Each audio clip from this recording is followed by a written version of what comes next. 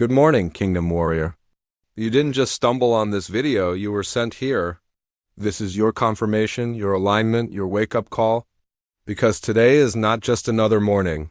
This is a divine moment, a spiritual battleground where fear loses and faith takes over. Psalm 37 is not about sitting back and waiting. It's about moving forward with kingdom confidence. I'm about to walk you into a word that will shift your mindset, strengthen your walk, and anchor your spirit in the unshakable truth of God's plan for your life. You're about to learn how to trust God through everything. Not when it feels good, not when it's easy, but through confusion, through famine, through opposition, through delay. Because trust is not a feeling, it's a decision. And before we dive deep, do me one favor. If you're ready to walk in victory, tap into this movement. Subscribe, drop a comment like this video, and share it with someone who needs this word. This might just be the message that changes their life. Let's get into it. Trust is a decision, not a feeling. Trust in God doesn't originate in your emotions, it begins in your will. That's why Psalm 37 doesn't say, "Feel good about the Lord." It says, "Trust in the Lord and do good." Trust is an act of spiritual discipline, not emotional convenience. Because let's be honest, if we only trusted God when we felt like it, we'd rarely walk by faith. If we waited for peace to show up in our hearts before we obeyed, many of us would never move. But trust says, God, I may not understand this storm. I may not like this wilderness. I may not see the outcome, but I choose to trust you. You must train yourself to trust God the same way you train a muscle in the gym. Faith is a decision that you repeat until it becomes instinct. It's not reactive, it's proactive. It's the daily declaration. I trust you, Lord, not because I feel strong, but because you are faithful. That means when anxiety comes knocking, your answer is trust. When delays drag on, your answer is trust. When doors close, people leave. And confusion hits, your answer is trust. You don't trust because it's easy. You trust because it's truth. And the truth is, God cannot lie. God cannot fail. And God is not surprised by what you're going through. Let me make it even clearer. Trust is not about circumstances aligning. It's about alignment with the Word of God. So the question isn't, does this situation feel right? But rather, is God still who He said He is? And if the answer is yes, then trust is your only option. See, feelings fluctuate, but God's promises don't. Your emotions will tell you to panic, but trust will command you to pray. Emotions will say this is the end, but trust will remind you that God finishes what He starts. That's why the righteous are called to walk by faith, not by sight.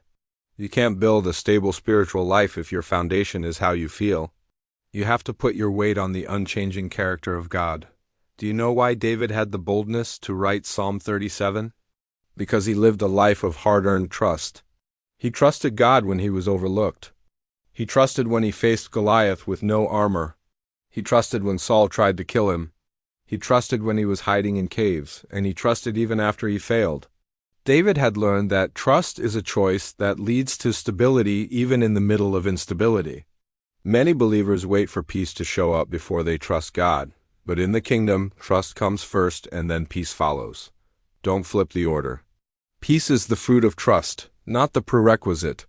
That's why the enemy tries to attack your confidence. Because if he can get you to doubt God, he can delay your destiny. But when you trust God despite the evidence, despite the emotions, despite the noise, you silence the enemy and activate the power of God in your situation. It's not trust when you already see the outcome. That's observation. It's not trust when it feels good. That's comfort. Real trust is raw. It's gritty. It's saying, God, I'm standing on your word and I'm not moving.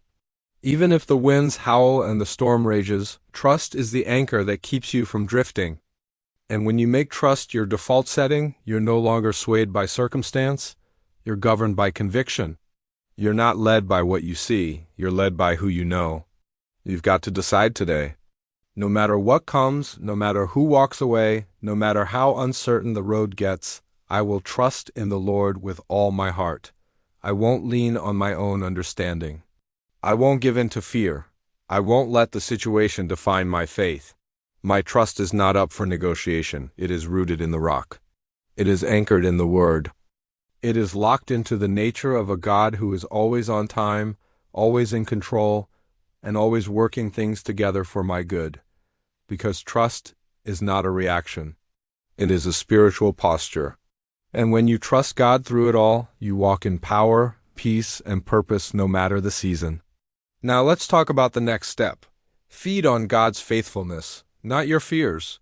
Psalm 37 verse 3 gives a profound command. Trust in the Lord and do good. Dwell in the land and feed on His faithfulness. That verse isn't just poetic, it's prophetic. God is giving you a strategy for supernatural stability. He's telling you where to live in His promises. He's telling you what to focus on, doing good. And He's telling you what to feed your spirit, His faithfulness.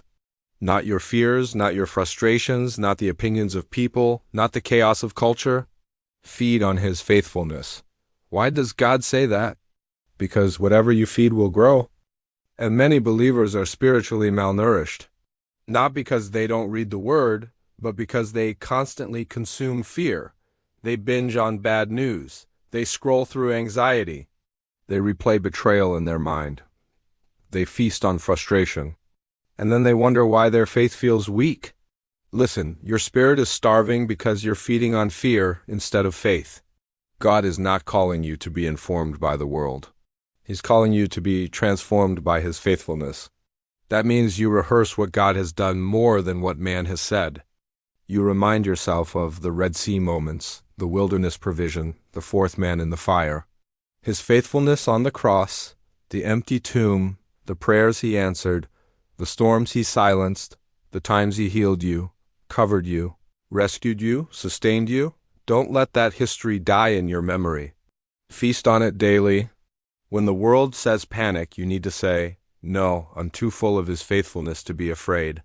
When your mind starts running wild with what-ifs, remind it of what God already did. Because fear grows in the soil of forgetfulness, but faith thrives in the atmosphere of remembrance.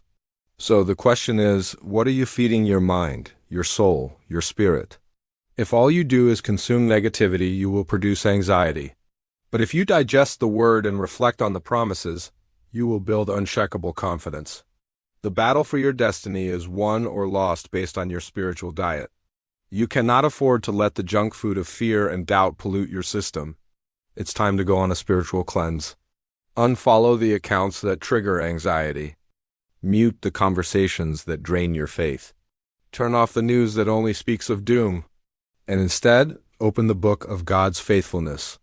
Remind yourself of every single time He came through. Start a faithfulness journal. Every day, write down one thing God has done for you. When you feel overwhelmed, read it. When you feel afraid, read it. Let the evidence of His goodness be the anchor for your soul. You have to actively, intentionally, and relentlessly feed on His faithfulness. It's not a passive activity. It's a spiritual discipline. Your trust will only be as strong as the memories of His faithfulness that you keep alive in your heart. Let me leave you with this.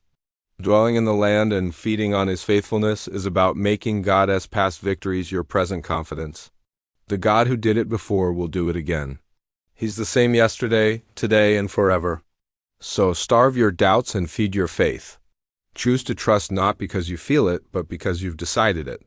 And watch how the God of faithfulness shows up in your life in ways you never thought possible.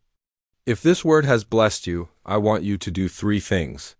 Like this video, subscribe so you never miss another message, and share this with at least one person who needs to be reminded to trust God. Thank you for tuning in. Walk in victory.